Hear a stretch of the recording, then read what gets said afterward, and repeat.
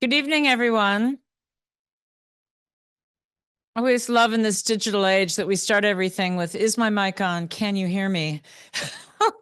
Am I unmuted? Right, all the Zoom calls that we do. I'm Carrie Barrett. I'm the director of Longhouse Reserve. And over the past 4 years since Jack Larsen died, I think we've done pretty well to sort of keep up the energy that he had for design, for architecture, for being a mover and shaker. And I think most important for tonight, what I would say that he loved change. I was talking to Gail Towie, who's not here tonight, who's the chair of our benefit and a great producer and director, founded Martha Stewart Living, who we were quoting him.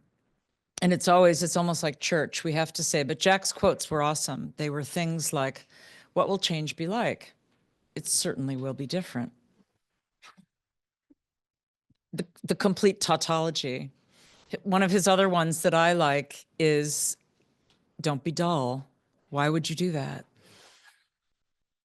And I'm about to introduce our speaker, who I'm certain is never dull, is never dull. We are so excited to be. The Larsen Salon series was born out of a winter benefit that used to happen when Jack was alive, a more grandiose affair with dinner and all kinds of things in the city. But after his death, we thought the way to honor his legacy was to create a series of serious lectures. Longhouse is a vital, thriving, more visited place than ever in East Hampton, more visited because we're open more. The garden is beautiful.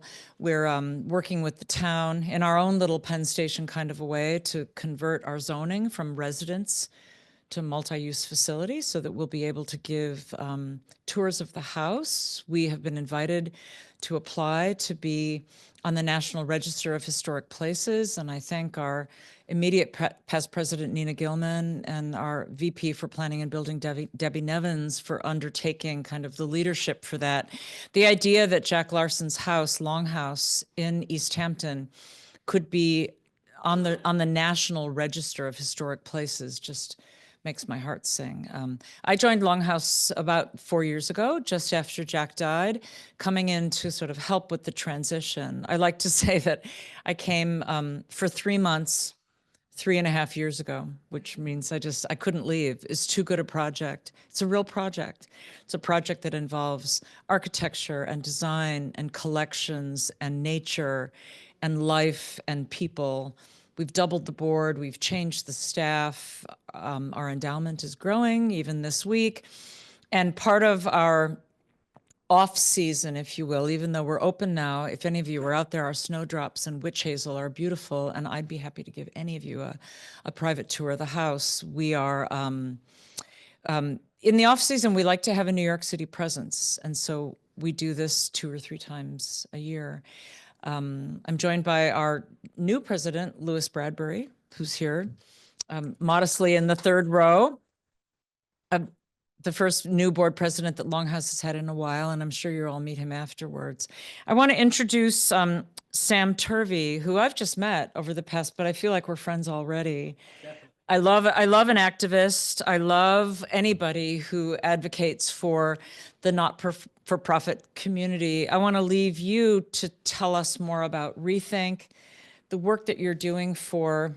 I argued about a title that is the tragedy, but Michael Jones, our host tonight here at Ramza, said, I love it. It's very dramatic.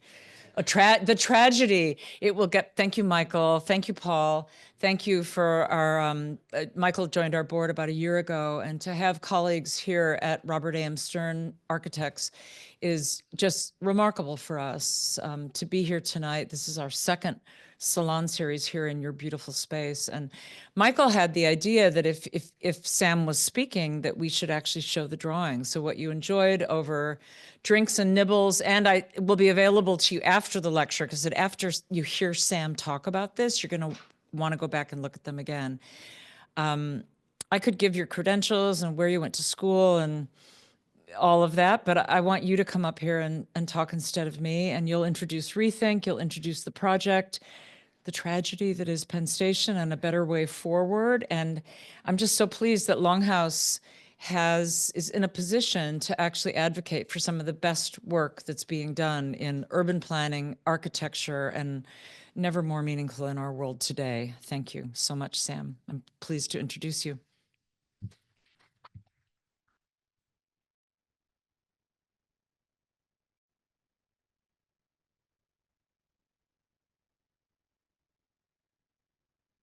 Thank you, Carrie.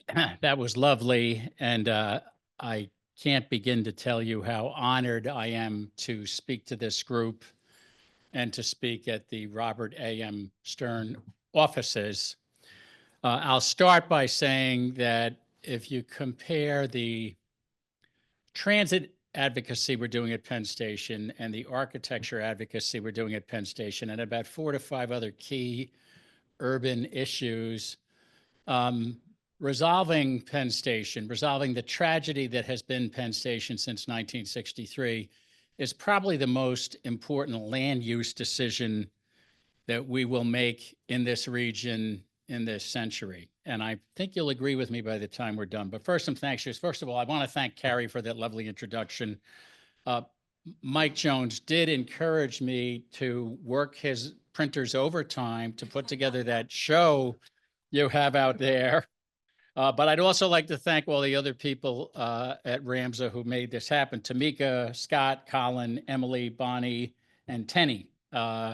I've been treated like I checked into the most expensive hotel in town, and I need that. So in any event, who am I and what are we here to talk about? I'm Sam Turvey. I'm the accidental activist, sort of. I'm the chairperson of ReThink NYC, which is an organization that dedicates itself to transportation issues, but the broader implication to transportation issues. And I recently heard a quote that sums it up. Transportation is the game board which the economy is played on, and that's how we look at it. We think transportation can really improve this region. It has improved this state, city, and region from the times of the Erie Canal on. And there are things about Penn Station that make that kind of opportunity open to us again. In addition to ReThink NYC, I'm the co-coordinator of the Empire Station Coalition, a group of some 15 think tanks, neighborhood associations, and the like who have been in the battle with me.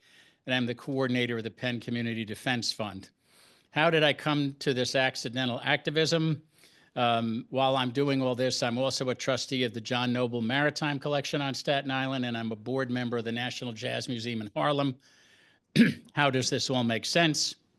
My life is accidental. As you can see in the lower corner of the picture, you'll see me at the horse show in 1967. My affiliation with Madison Square Garden and Penn Station started early. I did produce a jazz festival, founded a jazz festival, and produced it in Manhattan, dedicated to Charlie Parker. It still goes on. It was quite a success, and that's the middle picture. That's the art side of my life. And that home you see actually is a Stanford White designed home early in his career. It was across the street from me on Staten Island. And all these things sort of created a person who's interested in art, who's interested in the public space, who's interested in the public realm and likes to do things. So why all the passion about Penn Station over the years? What we lost and what we gained. As many of you know, the original station was modeled on the Roman baths at Caracalla, which you see in the top two pictures. And Charles McKim would go to Europe from time to time, especially to visit his sister Mary Cassatt, who was a great Impressionist painter. Saw these great train stations in Europe, saw this great Roman baths at Caracalla, and said, well, gee, the Pennsylvania station, the Pennsylvania Railroad would like a really great railroad station. Why don't we do something like this? And that's the station we see at the bottom. So part of what we did, you know, when you saw the original slide and the picture or the painting is also in the other room, the first thing I've wanted to do is make Penn Station be seen in color. And one of the second things and early things we did at ReThink, and we are advocating for a great above ground Penn Station and a great transit plan, we would advocate for something as close to the original as we can. But what is it we lost? So I'm going to show you the main waiting room at Penn Station, digitally recreated with the assistance of Richard Cameron, Cesar Nicolescu, and Nova Concepts.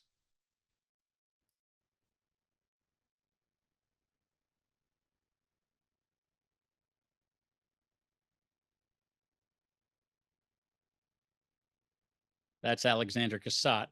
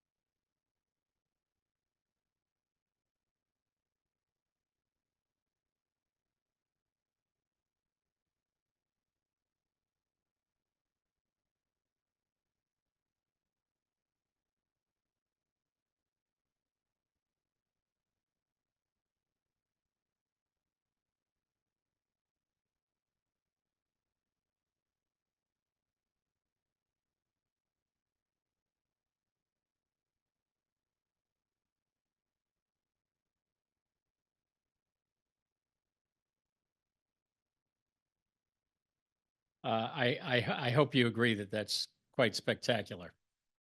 So before we get back into the art, and you've seen a lot of that out of the other room, I want to give you a little sense of the politics and where we are. So from 1963 to the present, we've had years and years of anything but solitude. And I would tell you that, and somebody picked this up out in the other room, a neighborhood's a terrible thing to waste. So we created a landmarks preservation law in response to the original Penn Station being taken down.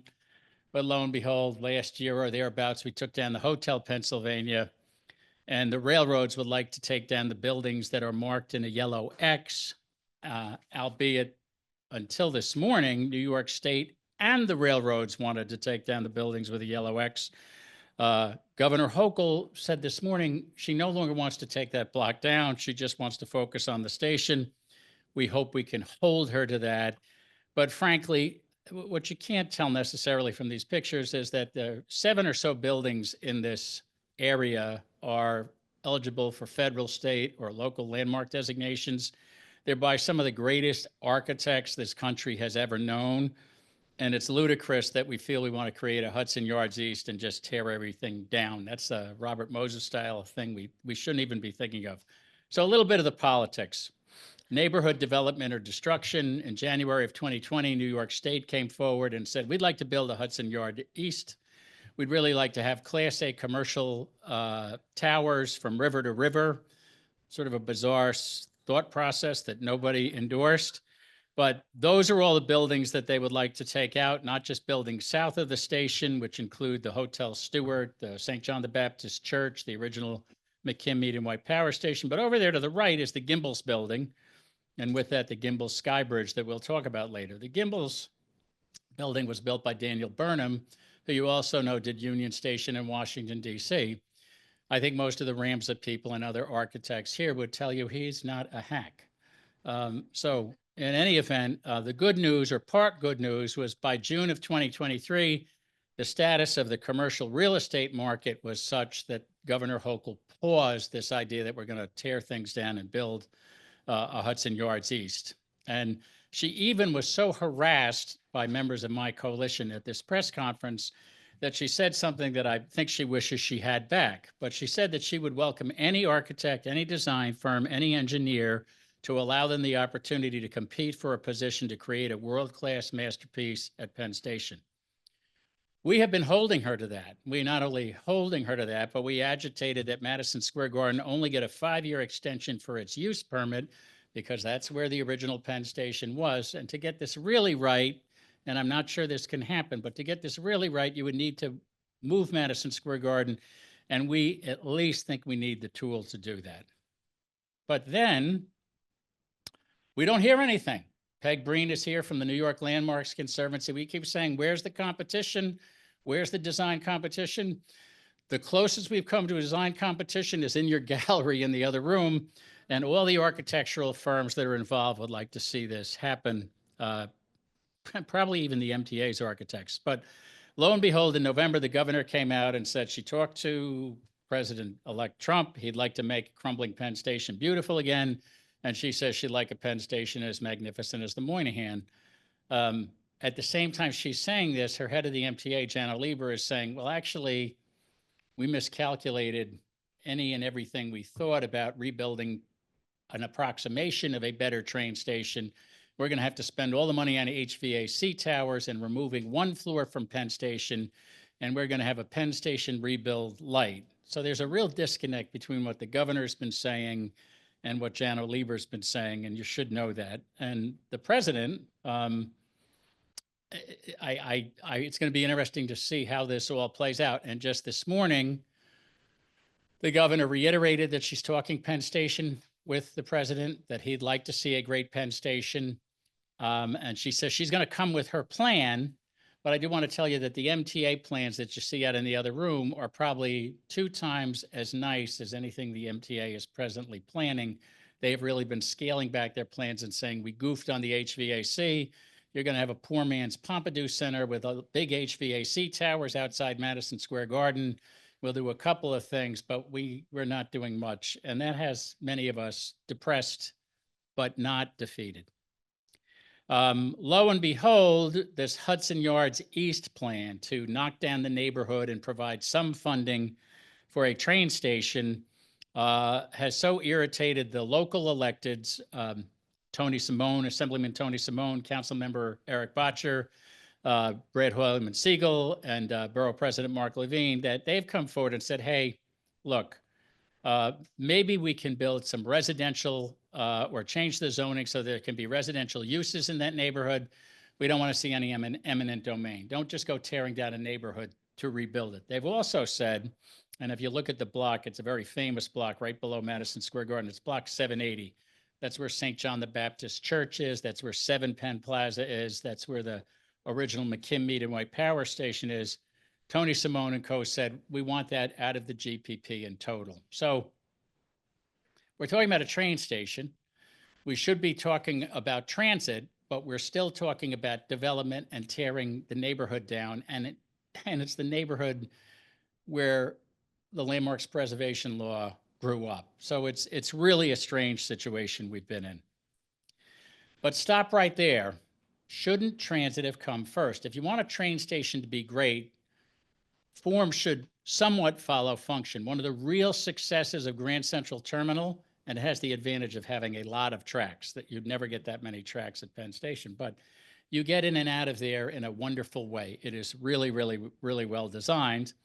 Penn Station, not so much. It could be if we change the transit plan there. And Richard Ravitch, of all people who we lost, it probably was a year and a half ago, 2 years ago, wonderful, wonderful, wonderful New Yorker. He was active on the Penn Station issue even later in his life. And he said, New Yorkers deserve a better Penn plan, one that puts transit improvements first, and it's not a trumped up real estate scheme that could leave taxpayers on a very sharp hook for generations to come. Just a terrific human being. I'm sure many of you knew him. My organization, in addition to saying we need a great train station, it's worthy of New York, we're saying, you know what? Transit first.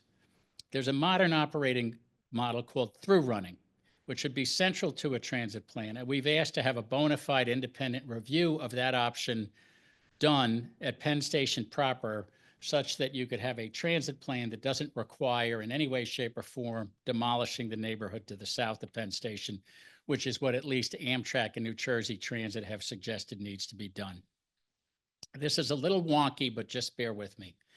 Grand Central's track plan looks like the diagram at the top. The trains come in and they stop at 42nd Street and they go back, and they have lots of tracks, and now they have lots of tracks for Penn Madison. And it was built in terms of egress and ingress better than Penn Station, and it's part of the reason it survived and Penn Station didn't. But through running stations, which those of you who've been to London, Paris, Toronto, and most of our peer cities internationally and even domestically, soon Washington, D.C. and Los Angeles, use through running. The tracks at Penn Station are set up this way. The New Jersey Transit trains, some of them go back empty, which is highly inefficient and causes bottlenecks under the Hudson River. Some of them go out to Sunnyside and sit in a train yard all day. The Long Island Railroad tracks come through the station and go sit in a rail yard in the West Side yards all day. That is a highly inefficient use of expensive equipment. And as a result, we have said, look, New Jersey Transit trains should run through to Long Island, perhaps up to the Bronx, out to Mineola. And likewise, the Long Island Railroad train should go out to Secaucus, Newark, and the like. When this happens, you innervate the region. The outlying counties begin to have the same advantage our outlying boroughs did when they first integrated the subway. So I went to Fordham University. I managed shoe stores in the summer. I'd take the D train from way up in the Bronx and go out to Bay Parkway at 86th Street in Brooklyn and work at a shoe store there, came through the Central Business District and on out. Well, are there anyone in Newark who might want to work in Sunnyside? Is there anyone in Sunnyside who might want to work in Newark or New Brunswick? It totally opens things up. They're close to 500,000 reverse commuters. I don't know how they do it with congestion pricing or even before congestion pricing. Taking the Cross Bronx Expressway or Broome Street isn't my idea of fun for how to get around. But if you were to do this through running that we're talking about, you eliminate the need to expand terminal tracks. And that's what Amtrak and New Jersey Transit would like to do. In addition to the development plan the governor has for the block south of Penn Station, Amtrak and New Jersey Transit would like to add these terminal tracks and tear those buildings down. It's a tremendous waste of money. I'll get past the transit in a second. At Thames Link in London, London Bridge Station and an abandoned rail tunnel were used to implement north-south through running at London. Now you can run way out the bottom of London and way north in London, and it just completely changes your economy. London's on their third through running operation now. They have one that goes north-south. The Elizabeth line goes east-west, and now they're creating one that diagonals up called Crossrail 2, and they suggest that it will generate 100 billion pounds in economic activity. And yet our railroads, mainly because they don't like to work with each other, are saying, we don't want to do that. We'd rather tear down this neighborhood that has St. John the Baptist Church and the original McKim Mead and White Power Station and 7 Penn Plaza and the Stewart Hotel. We'd rather tear these buildings down because we'd rather have each our own little piece of the sandbox. New Jersey Transit will be south of 31st Street. Amtrak will be in the Moynihan Train Hall, and the MTA will be in Penn Station proper. We think that is not just a colossal waste of money, but it denies real economic growth to the region. And we think that thinking needs to change. I won't go through all of these with you. Some of you will get the deck afterwards, but we're talking about adding connectivity to 20 million plus people. Also with through running, you're able to reduce the number of tracks, which sounds counterintuitive, but it can happen. And we can finally have wide platforms down at the station, which I'm sort of a bigger guy. It's dangerous down there and it should be taken care of. So what I would tell you is through running, all you need to remember is, while it's not the Erie Canal and it's not rural electrification, it is a profound change in the way the economy in this region would work and to the better. And those of you who were here in New York during the 70s, like I was, realize you cannot take New York City for granted. Yes, we always survive, but don't tempt fate too often. And I would tell you this decision about through running is one that they really need to get after and make sure that it can happen. So now we'll go to the picture show. Station plans. We've talked transit. We've talked the neighborhood. What does a great above ground station look like? There are 4 proposals. Most of them are up in the other room. I'll give you some of the nuance, but on the upper left is the MTA's proposal. You notice Madison Square Garden looks pretty much the way it's always looked. 2 Penn Plaza to the left looks the way it's always looked. They will build this long glass atrium over what's now the taxiway. And they started with their neighborhood demolition plan saying, isn't this great? We'll pay for part of this by tearing down the neighborhood. There were a lot of us who didn't think that was a good idea. To the right is Vishant Chakrabarty's proposal and HOK. He was like, well, wait a minute, why don't we try to get some of what we had back? And while this immediately is a modernist interpretation, he would take out the Hulu Theater, which allows you to have that big door you see, and we'll see it again, centered in the station and allows natural light down to the 8th Avenue side of the station. We very much agree with him on that. Alex Washburn has taken it a step further.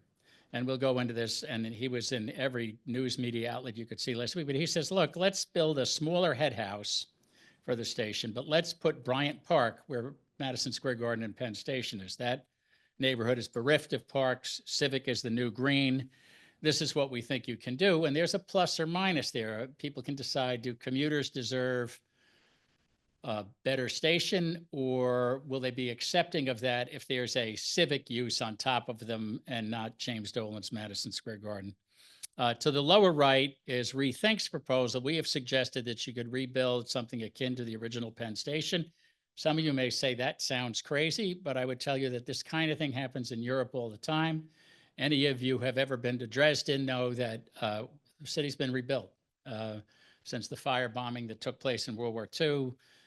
Happens in many places. In fact, the Church of Christ Savior, and of all places, Moscow, that's that gold dome church you see, probably saw during the Olympics. There was a big swimming pool there that was originally, that church was taken down. They rebuilt it later. Who knows what they think of it now? But how did these four ideas start? Governor Cuomo started probably in 2016 and said, hey, we should have this big glass wall on the 8th Avenue side of Penn Station. And he also was recommending taking out the Hulu Theater. Well, this never happened. And, you know, in New York, everything takes a lot of iterations. But I just wanted you to see this because it becomes relevant later as we discuss the different proposals for the station. As this GPP came forward and the MTA came forward with their idea, we've already talked a little bit about this one.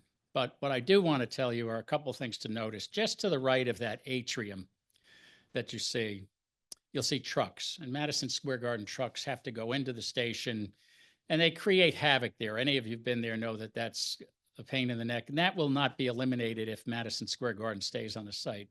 But this is doubled because on the 8th Avenue side of the garden, when the Hulu Theater is left in place, there's sound trucks and the like there all the time, and it really makes for a miserable experience for the community. They're tripping over sound wires, and it's just not a great experience. So I would say, you know, I'll try to let you draw your own opinions, but we find this one a little underwhelming. And I will criticize the MTA for this, they want to build super talls all around this building. This is what the architects community calls eyewash. If there's that much daylight on this building, once the super talls are built, ever, I would be surprised. 10 minutes max, and I really don't like that architects, not all architects, but some architects do this. This is that facility from the inside. It's probably 75 feet wide. To my way of thinking, that does not replace the original Penn Station. This looks very nice. If you add some dreamy colors, you can make things look better. And I don't begrudge FX Collaborative their work here. That's the edicts they were given, but that's the FX Collaborative offer. We've been making a lot of noise about better light in the station, a better station. And in response to that, I believe the MTA or the governor brought John McCaslin in, a Scottish architect who's done some work at St. Pancras and other places. And he dreamed up some of these changes to the garden. You'll note Madison Square Garden very much stays in place. But what he did do is there are corners that are underutilized right now, and he extended the glass from the station out there and would try to bring some light down to the station. His mid-block train hall is somewhat similar to the other one.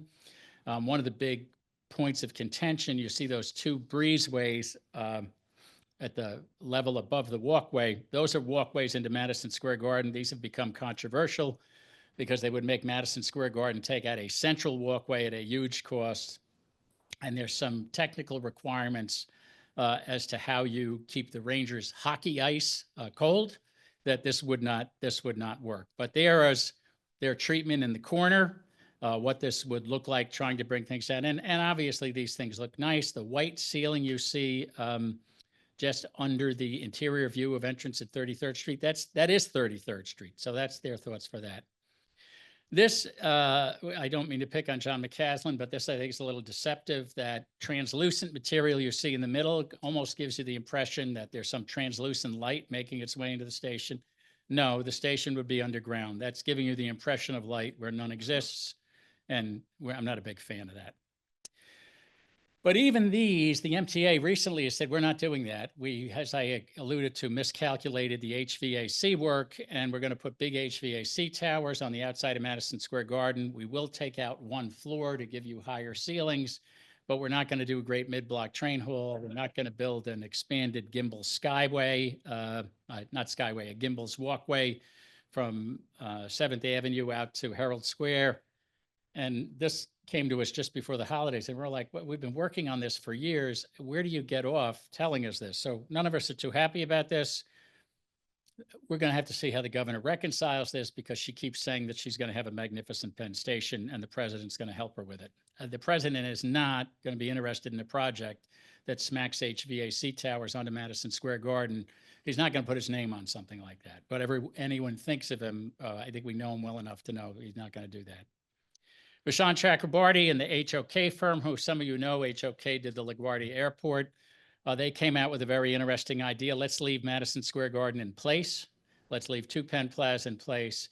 And let's build something that has approximations of the Moynihan Train Hall and the original Penn Station, especially in terms of materials. Let's have a mid-block entryway that brings light into the station.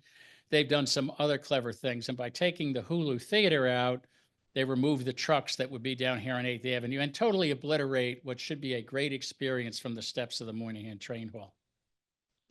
This is a look of this design from the steps of the Moynihan Train Hall. This is walking up 8th Avenue with that entrance on the right. This is the interior. This is the benefit of taking out the Hulu Theater, which admittedly cost $500 million. But having commuted through this station and considering it as soul crushing as I did, I'm very pleased to see them attempt to do something like this. That's the part of the station that they could not totally bring light into. You'd be walking under the garden and towards the mid-block train hall. And this is their mid-block train hall, which I think replicates some of the sort of artistry of the original Penn Station, albeit it's modern. And you know, this I think is something that's important to note. Vishon and team have committed to using real materials and not just glass, right? We're all tired of steel and glass all the time. So the stone on the right that you see, that textured stone, is travertine marble, which is very similar to the original Penn Station. And this glass work, I think, is very evocative of the original McKim Median White Station.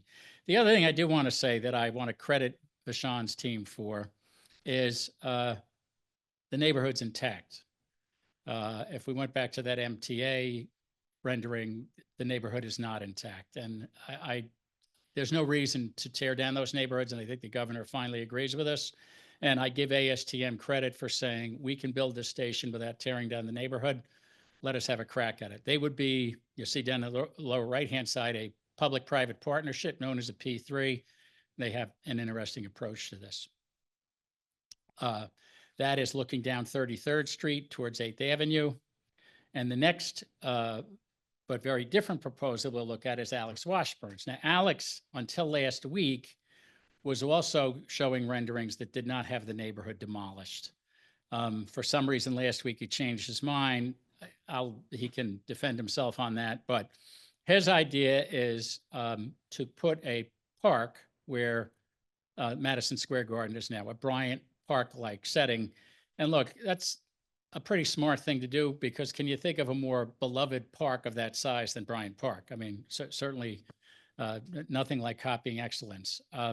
Towards the back of that, you'll see what is the train station part, which is glasswork that looks like the 8th Avenue side of the original Penn Station. He does preserve the McKim Median White Power Station. That's the white sort of inlay you see on the tall building on the right corner, and the St. John the Baptist Church survives. It's just not that easy to see. Alex is going for a classical Penn Station look. He would replicate part of the facade under the bustle on 7th Avenue in front of 2 Penn Plaza. I'm not a raving fan of this idea, but our architect has it as one of our alternatives too. So that's Sam. This is what would look like as you get through 2 Penn Plaza and are looking out towards the park and out towards the Farley Post Office. This very much does have a look feel like the original Penn Station's train hall on 8th Avenue. And Alex and team are very excited about this.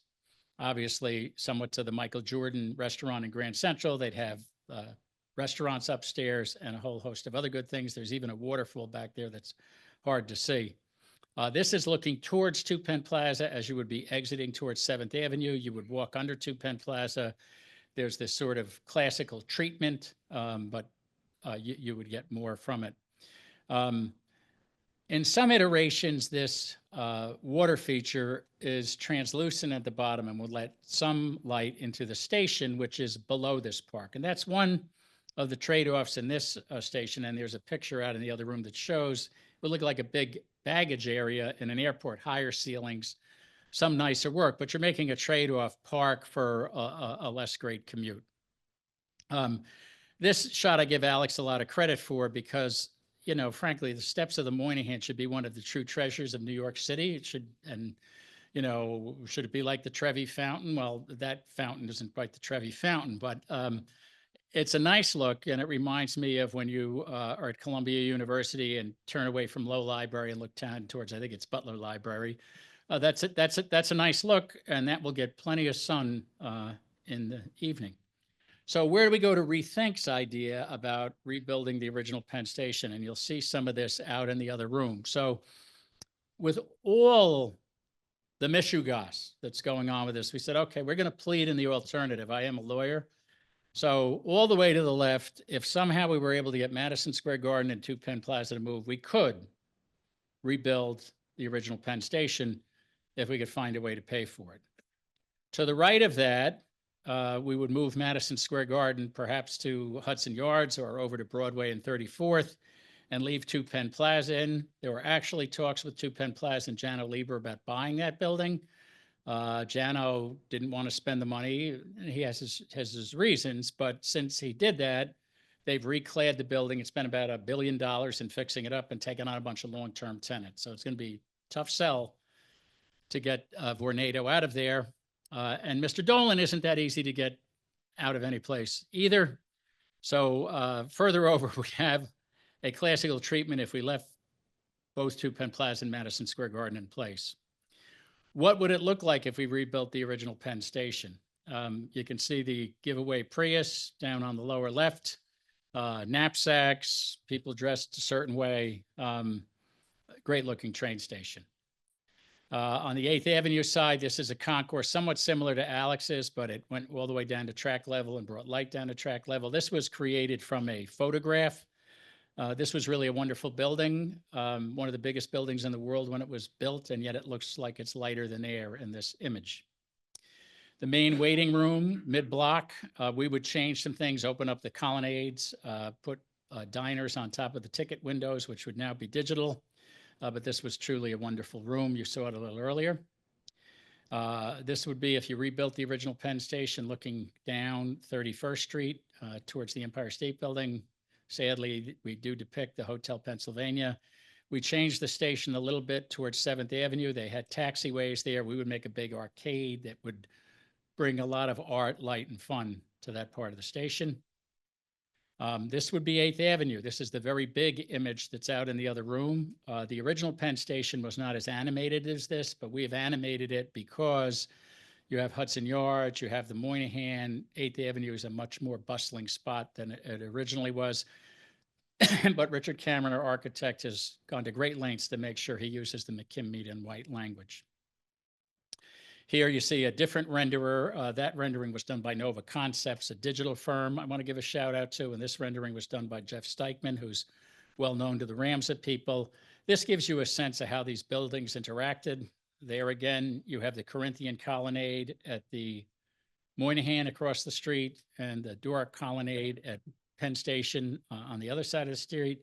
And that's the way those stairs should look. People should be on them and using them. At present, about a third of the way down, they have a big rope to keep people out for security reasons. And they spend more time shooing people away than not. And then frankly, they're looking at all the trucks in Madison Square Garden on the other side of the street. It's not an enticing place to be. Better urbanism would look more like this. That's another view of the Richard Cameron Penn Station in place idea. You see 2 Penn Plaza and Madison Square Garden would be there, and we would have that nice 8th Avenue facade. Here's an aerial view of it, and it's something we're very proud of. And what has Richard done? He has Penn Station at the perimeter of the building, but he's replicated some of the original Madison Square Garden that was down near Madison Square, which is where Stanford White was, assassinate isn't the right word, but he was murdered. And that gives you sort of 2 buildings on the same spot. So we'll take questions in a little bit about this, but in closing, I just wanted to say Sam, is any of this even close to being possible? What do you think you're talking about? And I would say to you, let's go to beyond renderings, right? Use the old saw, something old. I bet you some of the Ramsey people don't even know this building exists. This is a convention center in Jacksonville, New Jersey. I was in a hotel in Jacksonville and I saw this backlit in the distance and I almost fainted. I thought I was hallucinating. I walked in 98-degree heat towards the station and it's smaller, but it's a beautiful station. Beyond rendering, something borrowed. So, okay, there's the original Penn Station on the left. Is it that much different than the Winter Garden on the right? I'm not sure whether or not that's Mrs. Maisel down on the left, but it might be. And Luis Rodriguez from NYU did that rendering and won an award for it. So I'm sorry, his name is not there. Beyond rendering, something new. Reagan Airport has been in the news recently. Those yellow pictures, that's Reagan National Airport. And at the interior of that room on 8th Avenue had these Guastavino tiled vaults that you see there, which just, I know some people see the picture of the original Penn Station and say, how could they tear it down? And as I've studied it and learned every walking inch of it, I look at these Guastavino tile vaults and I'm like, oh, you've got to be kidding me. How did this ever happen? Well, I like to remember the notes from an architectural symphony. An artist some of you may know of named Keith Edmeyer built this Penn Station Ciborium in 2012 and 2013. And even if I don't get the station I want, I'm going to really petition that at a minimum, somebody gets this art into the station or into the Metropolitan Museum of Art or somewhere. That's a terrific piece of work and a terrific homage to, frankly, what's our heritage. So closing thoughts. We believe that beautiful architecture, natural materials, and plentiful light, space, and green affirm human dignity. We also believe a well-functioning state-of-the-art transit paradigm tailored to the regional conurbation that New York has become through running can and will ennoble the act of getting from point A to point B. This too often affirms human dignity. If the tracks are New York's circulatory system, the thing that enables it to go on living, the building is its heart and soul, the thing that incarnates what the city is living for. Richard Cameron. So now questions and answers. The tragedy that is Penn Station is doing better, a sky bridge too far. I'll just close by saying that's the Gimbel Sky Bridge, considered the Chartres Cathedral of sky bridges by Christopher Gray. I look at that picture and want to cry when I think that's the Gimbel's building that they want to take out. That's the sky bridge they want to take out. I think we'll put up a fight about the Empire State Building. But questions? Yes, sir.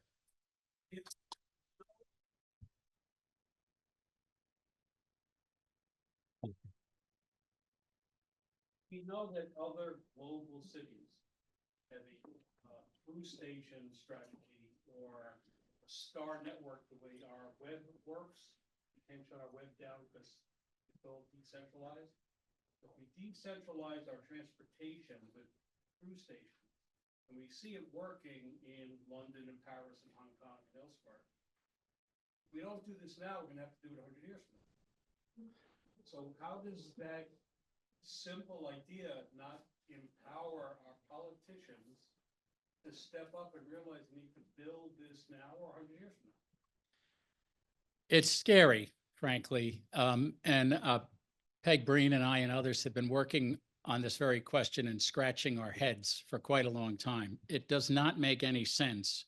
And it is a New York City exceptionalism sort of thought process that's those other cities. We don't need to do that here. A prominent person in New York, who I won't name, said to me, that's for Dallas and Shanghai. We don't do that kind of stuff here. The unions will never let it happen. Then if you press them, they'll say the railroads don't like each other and they never want to do it.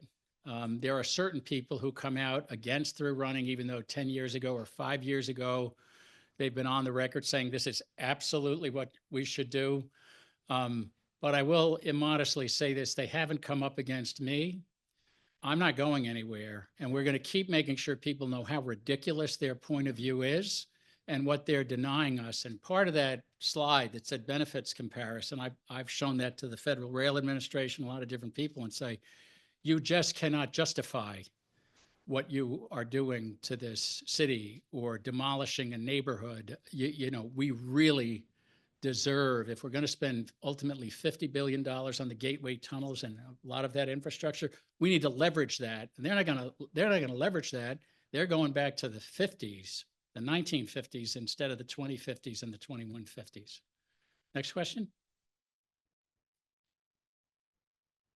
Yes, sir. Become everybody to service Connecticut or whatever places. And it's read or read your blurbs for years about through running.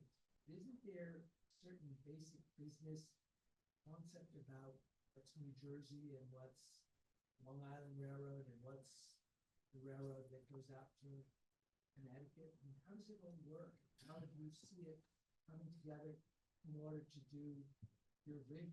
You raise an excellent point. So London, Paris, some of these other cities are one city and they're one state. So that is a complication that is difficult to overcome, but it can be overcome and should be overcome and is very plausible and possible.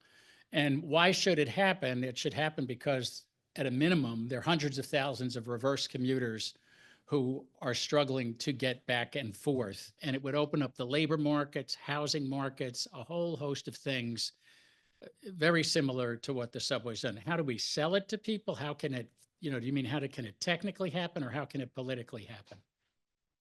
Okay, so politically on June 17th, we're going to have a lecture at Cooper Union called The Bigger Apple. And Jim Venturi, our founder, is going to be there. And we're really going to give you all the intellectual underpinnings for why we think that can and should happen and why it will really change the way this region operates. And we're going to have to create an organization.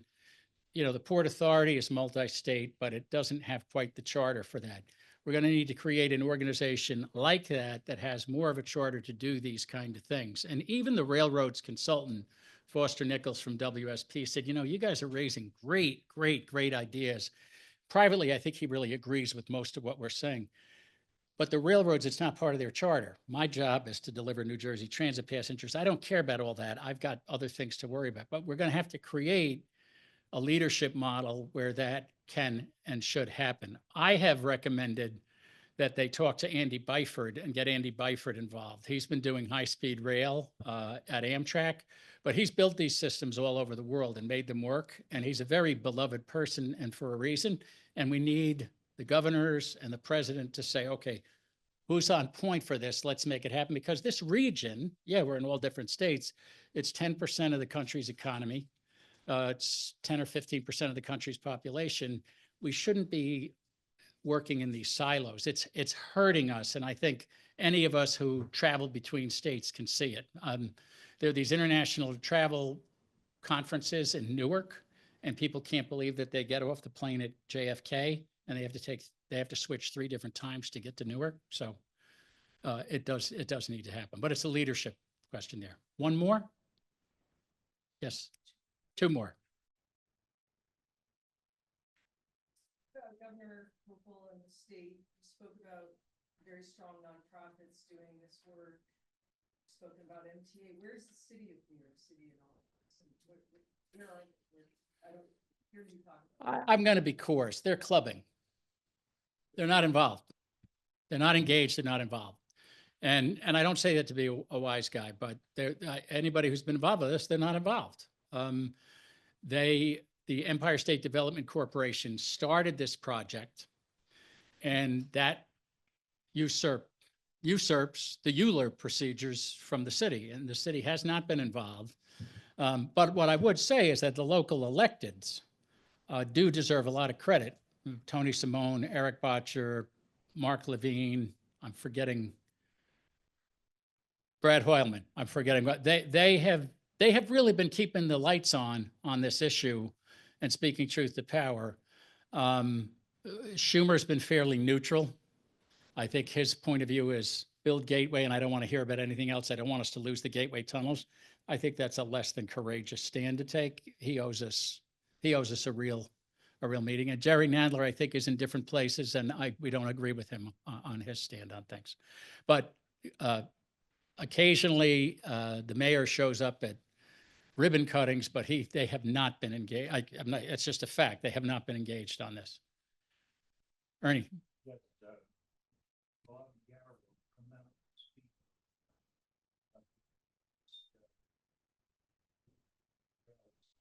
That he was from, does his plans have anything in interconnect value to you? Well, Bob Yarrow, he's a former RPA head, and he's very big on high-speed rail now and talking about, I think it's a New Haven to Long Island tunnel that would ultimately come in to, I understand, I didn't say it was my plan. Uh, He has that plan.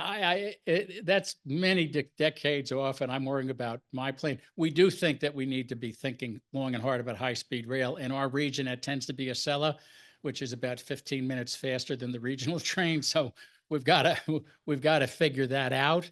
But and Bob Yarrow and we don't see eye to eye on through running. I mean, part of the Alex Washburn plan, going south of 31st Street, I think Bob feels, yeah, let's give some room to the rail. Let's show the railroad some love there. And he might disagree with my characterization, but I've had that conversation with him, and I just don't agree with him. I think you can, I'm going to pronounce it wrong, but Châtelet des Halles in Paris has fewer tracks and processes more commuters or passengers than Penn Station. We can convert, adaptively reuse Penn Station and put through running in and have a sensational result.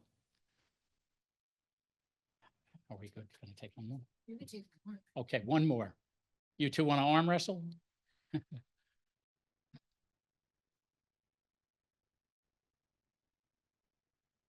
No,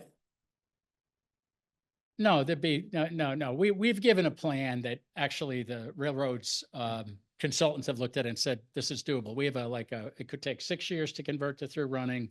It could take 10 years. We take a few tracks out at a time, and you're adding capacity each time you do it. It would be much less disruption than much of what they're planning on doing. So, but it would not impact those trains at all. There are times they try to say, you idiots from through running want to drive your train right into the 6th Avenue subway. And we said, would you please read our plan? I mean, they actually said that at one of their presentations. We said, no, and I do want to say this, tracks 1 and 4 stop at 7th Avenue. They're the south side of the station. However, the post office is no longer a post office, or not the way it was. There are postal platforms west of 8th Avenue. You can move those platforms back, tracks 1 and 4, and those tracks can now feed into that fan that I had on that, and they can go right on out to Long Island without hitting the 6th Avenue subway or anything. We were adaptively reusing existing infrastructure. In Europe, while they build new, they adaptively reuse whatever they can get their hands on. It is ludicrous that the MTA is and others are suggesting we need to build completely from a completely new system below Penn Station. That's not what has to happen. But Kerry, you want to finish up? Or? And I didn't mean to interrupt. But there's a whole sustainability question, isn't there? And also just mass transit, getting more people to take the train and having it be delightful. When you and I first talked, I was just, as somebody who now is going back and forth to East Hampton like I never have before, I have a whole new appreciation for what a pleasant train experience is. So there's the underground, and there's the passenger, and there's the food and the drinks, and then there's the beauty of New York City. Because I have the floor, I can say, this is so expensive. So expensive. Who's paying for this? When people say tear things down, and there's adaptive reuse, there's sustainability, there's everything that I just said, but it's like people don't even think about what this is going to cost. The through running proposal is the cost-effective proposal. It will probably cost half as much as what this But is it billions? Yeah. Oh, yeah. It's definitely billions. It's billions of dollars. But where we were is they were saying, okay, we're going to spend $7 billion on a station that I think most of you won't like what they're about to propose. Some of the MTA proposals out there look better, but they're now saying, no, we're not going to do that. We can't afford to do that. You're getting the HVAC towers. We're like, thanks a lot. But they're talking about spending, frankly, it's up to about $17 billion on this southern terminal station. And we're saying, well, wait a minute. That doesn't leverage your investment at all. We're saying you should be thinking about, yes, it's expensive, but you should be thinking about the economic growth you would get if you implemented through running at half the cost. And mind you, and I wish I do have it, it's in the, there's an appendix that has through running Vimeos. And the last one is Crossrail 2 in London, and Peg has seen it. It's breathtaking what it means for your economy. They're talking about 100 billion pounds uptick to your economy from that. And so, yes, it's expensive, but what we need them to start doing is stop talking about why we can't do it and start talking about what we're talking about. Yeah, and if you want to say, well, we can't do that right now, Sam, okay, I can hear a little bit of that, but please don't tell me you're going to spend twice as much on something that's, you know, from the Ozzie and Harriet show. Sunnyside would be a place where we would have a hub. And we think that at Sunnyside, you could actually move the rail yard a little bit west, and you could actually build a park there. And in terms of development there, you know, commercial development is not, in Long Island City, they said we're going to have all this commercial development. It's really residential. You have to see what the neighborhood is going to sustain and take, but with some blend of mixed use we think could happen there. And why it's good that you bring that up. Any place you have a huge train yard, it's expensive to cap, but that's found land in a very expensive city. Amazing. We still have drinks. I think, thank you again, Michael and Paul and all of our friends at REMS. The exhibition of the drawings is up, and I have a feeling that now that you've heard, Sam, thank you so much, that it might be good to look at the drawings again, have another drink, and we can ask more questions amongst ourselves. Thank you.